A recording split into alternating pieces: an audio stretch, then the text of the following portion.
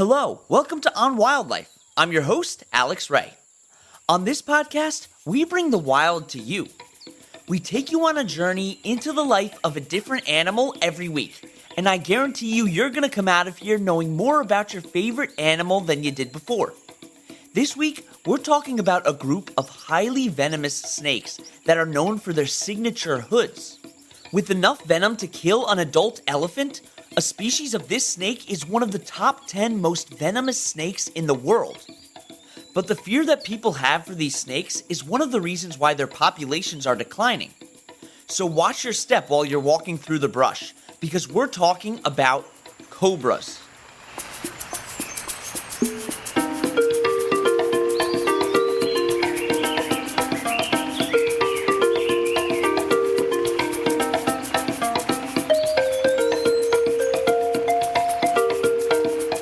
The cobra's name comes from the Portuguese phrase cobra de capeo, that means snake with hood.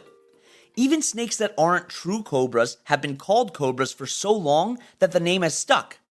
And depending on how we define cobras, the number of species can range from 31 to over 300. Cobras are in the family Elapidae, a family of venomous snakes that have hollow fangs on the upper jaw near the front of the mouth.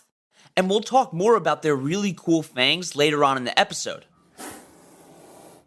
In the family Elapidae, there are 58 genuses, with the genus Naja being the true cobras. Most cobras are able to expand the ribs in their neck to form that signature hood. This behavior is called hooding, and the neck ribs become flattened to create that hooded appearance. They do this when they feel threatened, so it's thought to be a way to intimidate their predators and make them look larger than they are. This would definitely work on me if I was in close contact with a cobra. And while the hood is a common characteristic of cobras, not all cobras have them. They have smooth scales and can come in a variety of colors, including red, yellow, black, and they can even have intricate patterns as well. Cobras are very large snakes, and many of them are able to grow more than 6 feet long. But the largest true cobra is the forest cobra, which can grow to lengths of up to 10 feet long, which is like lining up 3.5 full-sized guitars together. Ash's spitting cobra is 9 feet long, and it's the world's largest spitting cobra. We'll talk about what a spitting cobra is in a little bit. The smallest cobra species is only 4 feet long, and it's the Mozambique spitting cobra. The king cobra is the longest venomous snake in the world, and it can reach 18 feet in length, weighing up to 40 pounds, with the largest recognized specimen being 19.2 feet long. So why didn't we mention it earlier as the largest cobra? Well, king cobras are actually not true cobras, but they are closely related to the Naja group, which are the true cobras. One bite from a king cobra can lead to death within minutes. Cobras usually live in the tropical regions of Africa and Asia. They're also found in grasslands, savannas, and farming areas. They've been known to go underground, slither under rocks, or up trees. Cobras' names often reflect the habitat or country that they're known to live in. There's forest cobras living in the forests of West Africa, and Cape cobras hailing from the Cape of South Africa, or the Chinese, Philippine, and Indian cobras living in those regions. Some examples of cobras that aren't found in Africa and Asia are the Spanish cobra, European cobra, and Caspian cobra. There are no true cobras that live in North America. Something popularized in movies and TV shows is snake charming. And usually the snakes that people are charming are cobras. Snake charmers scare them into their defensive posture, and the swaying that the cobras do happens in response to the movement of the flute and the charmer. It was once thought that they reacted to the sound of the music, but it's believed that they react more to the rhythmic movements of the charmer. And despite the appearance that these charmed snakes are domesticated, they have not been tamed and are still wild animals. But I bet you're probably wondering about their venom. You'll hear about that after the break.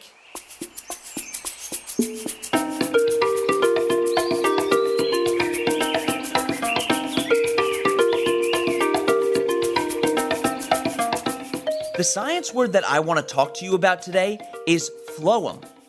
Phloem is a tissue that's found in plants that carries nutrients wherever the plant needs them. Plants also have a tissue called xylem, which carries water from the roots to other parts of the plant.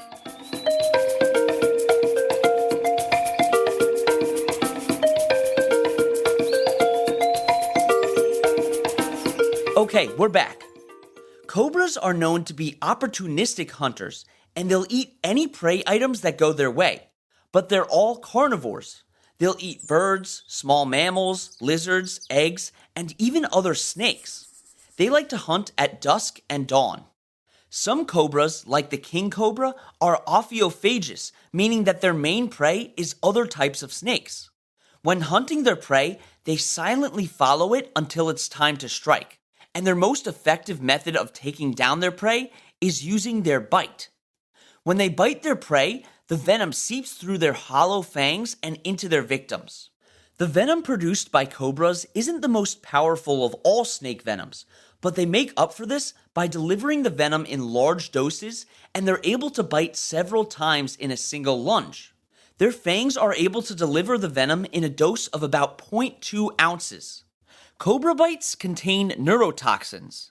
Neurotoxic venom attacks the nervous system, with symptoms including vision problems, difficulty breathing, talking, and swallowing, vomiting, abdominal pain, necrosis, which is the death of cellular tissue, and anticoagulation, which prevents blood from clotting. There's enough neurotoxin in a cobra's bite to kill 20 men.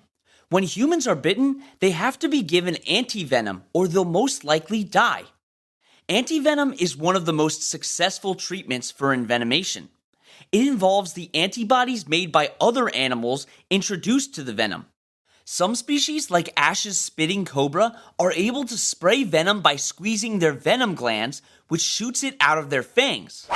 Cytotoxic venom is found in spitting cobras, and it attacks tissue on the body, causing severe pain and swelling. Blindness is also a symptom if the venom is not washed out of your eyes. So even if you're standing far away, cobras can still be dangerous. Cobras strike quickly and they hit hard, striking at around 3 meters per second. Sometimes cobras will constrict their prey, but it's pretty rare. Once the cobra has stopped its victim's breathing, it will swallow its prey whole by expanding its jaw. And after eating a meal, they can go on for days or months without eating again due to their slow metabolism. To find their prey, they use their tongue to smell because they don't have great hearing. The forked tongue moves out of their mouth and picks up odor particles that are found on the ground. They pass those particles over the Jacobson's organ, a special olfactory organ on the roof of their mouth. Jacobson's organ is also called the vomeronasal organ, and it's a patch of sensory cells that pick up odor particles in the main nasal chamber. They can detect prey from about 100 meters away. Cobras also have amazing night vision and are sensitive to vibrations that can help them sense their prey. Cobras breed between the months of January and April, and every species of cobra has its own set of breeding behaviors. Some of the species will wrestle for mating rights, with only the strongest males being able to reproduce. And it's believed that some species, like the king cobra, will mate for life. Male king cobras are larger than the females. This is an unusual case of sexual dimorphism, which is when males and females look different from each other. In most species of snake, the opposite is true, as it's more often that the female is larger than the male. After mating occurs, the female cobra lays her clutch of eggs in a secure location like a hollow log or an underground area. The mother king cobra builds her nests with leaves or other soft materials. The eggs are later incubated with leaves, or the cobra will lay on them herself. Something really interesting is that the king cobra is the only species of snake that's known to build nests for their eggs. Now, most cobras reproduce by laying eggs, but some give birth to live young. The rinkhals, also called the ring-necked spitting cobra, lives in Africa, and it's ovoviviparous. This means that the eggs are hatched within their body and birthed as live snakes. It's a really cool process, and I just talked about it in the episode on sawfish, so if you want to learn more about that, you can listen to last week's episode. Depending on the species, females will lay anywhere between 10 and 40 eggs at a time. They take 60 to 80 days to incubate, and the eggs will incubate during the spring and summer, and they'll hatch during the fall. The female cobras will remain near the eggs and fiercely defend them until they hatch, and the males will also stay close behind. The eggs need to be defended from mongooses and wild boars who will steal and eat them. Even though the cobra eggs are defended by the parents, they're left to fend for themselves after they hatch. Cobra hatchlings are able to hunt and inject venom into prey from the moment that they hatch. The main threat to cobras are those boars and mongooses that will eat their eggs. But they're also a problem for adult cobras. Mongooses have thick fur which can protect them from the cobra's fangs, and they're able to kill them by using their speed and agility. They can run behind the cobra and bite its back before it can turn around and defend itself. They also may be picked up by birds of prey, and they're also threatened by humans and other kinds of snakes. If cobras aren't eaten by predators, they can live up to 20 years. Okay, we're going to take another short break, and when we get back, we'll talk about cobra behaviors.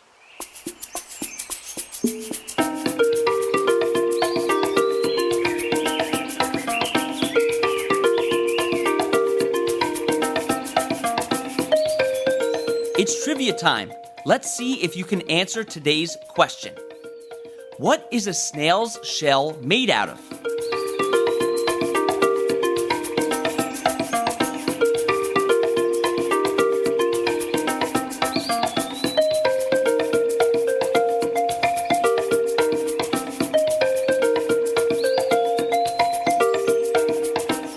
The answer is calcium carbonate, which is the same stuff that makes up a lot of rocks.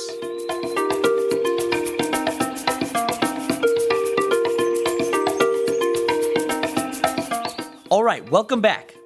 So a group of cobras is called a quiver, but you don't have to use that term very often because cobras really only come together to mate.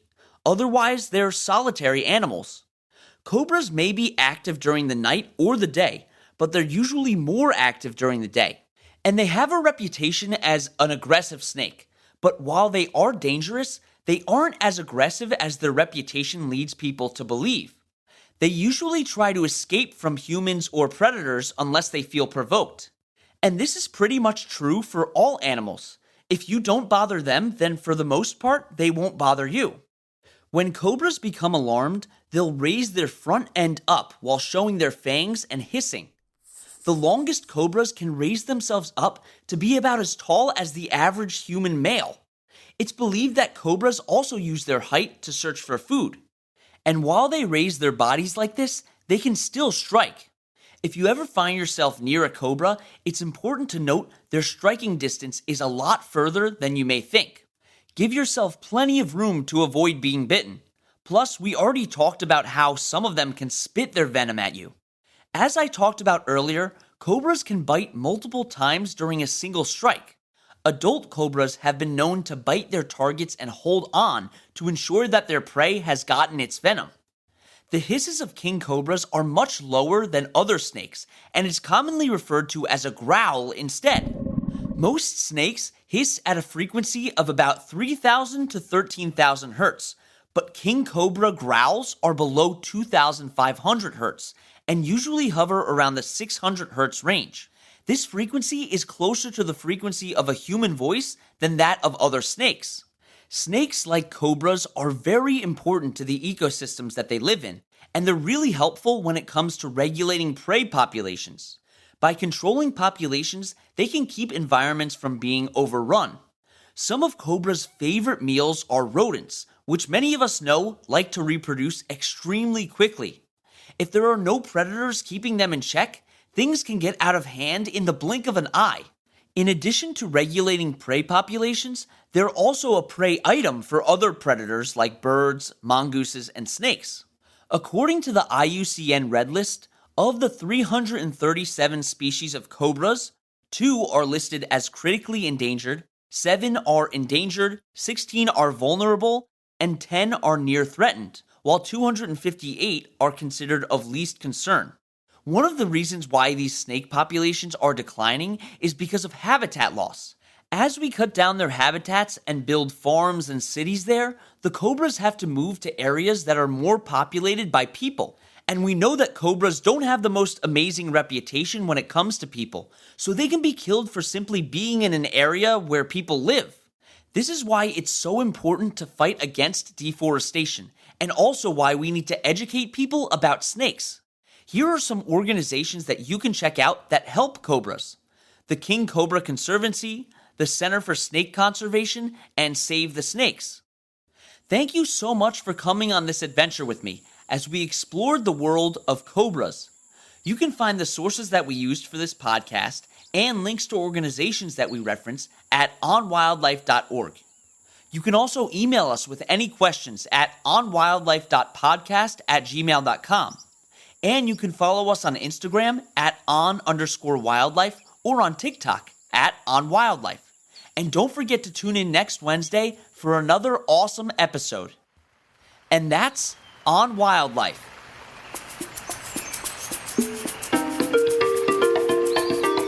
You've been listening to On Wildlife with Alex Ray. On Wildlife provides general educational information on various topics as a public service, which should not be construed as professional, financial, real estate, tax, or legal advice. These are our personal opinions only. Please refer to our full disclaimer policy on our website for full details.